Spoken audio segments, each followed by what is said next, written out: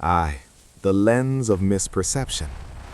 Most people walk through life seeing only the surface. They see a dented fender and think collision.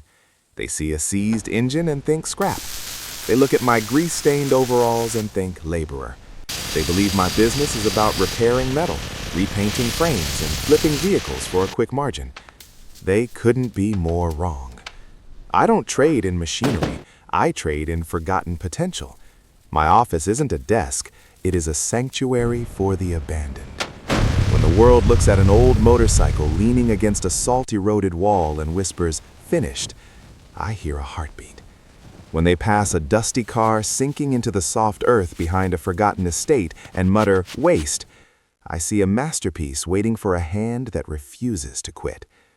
I didn't enter this industry with a venture capital injection or a silver spoon.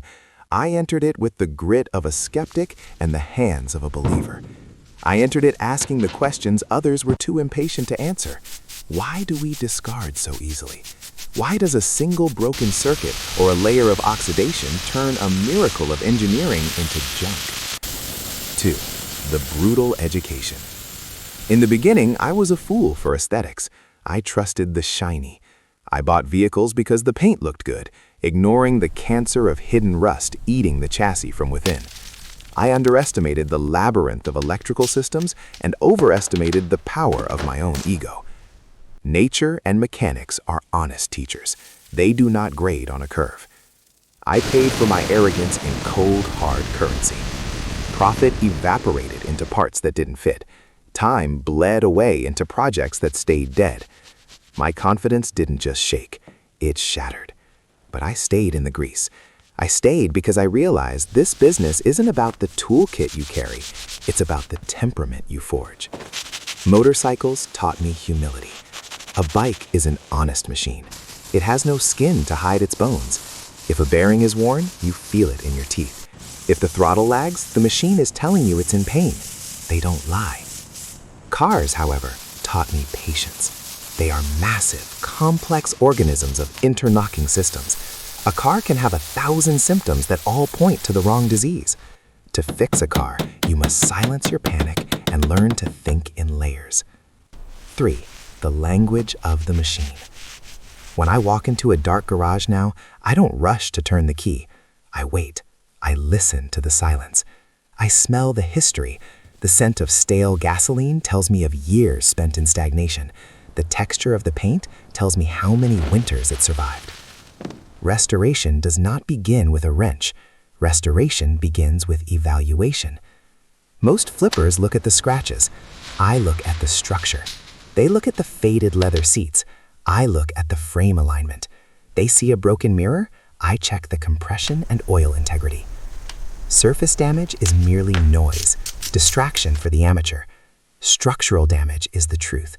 The entire gap between a massive profit and a total loss lies in your ability to distinguish between the two. 4. The crucible of the workshop. There are nights when the universe seems to conspire against the rebuild. A rusted bolt snaps deep inside the engine block. A rare part arrives from overseas, only to be defective. The deeper you dig, the more hidden problems you find, and the deadline stretches into the horizon. Those are the nights that test your soul. But here is the secret. Profit is never made on the easy projects. Anyone can wash a car and sell it. Real wealth and real character is generated when you solve the problems that make other men walk away. I rebuild a machine the way trust should be rebuilt, layer by layer, foundation first. Stage 1, survival, brakes, steering, suspension. Stage 2, heart, engine health and cooling. Stage 3, soul, reliability and response. Only when I am certain the machine can protect its driver do I even consider the beauty.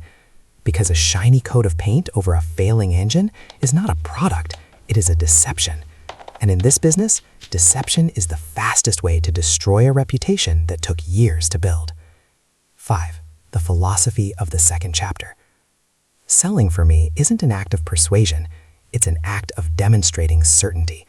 When a buyer clicks the ignition and the engine purrs with instant rhythmic precision, I don't need to say a word. The machine speaks for me. I never promise perfection, I promise honesty. and honesty is the only currency that builds long-term wealth. Yes, the numbers are undeniable. An old bike bought for the price of scrap, rebuilt with monastic discipline, can easily double its value. A neglected classic car with a solid skeleton, restored with surgical precision, can triple in investment.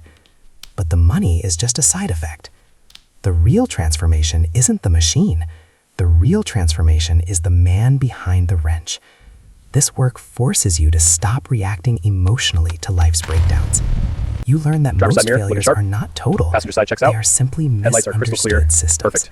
Perfect. The world throws away things too quickly. Machines, opportunities, and even people. This business taught me to look deeper. Today, when I see a rusted frame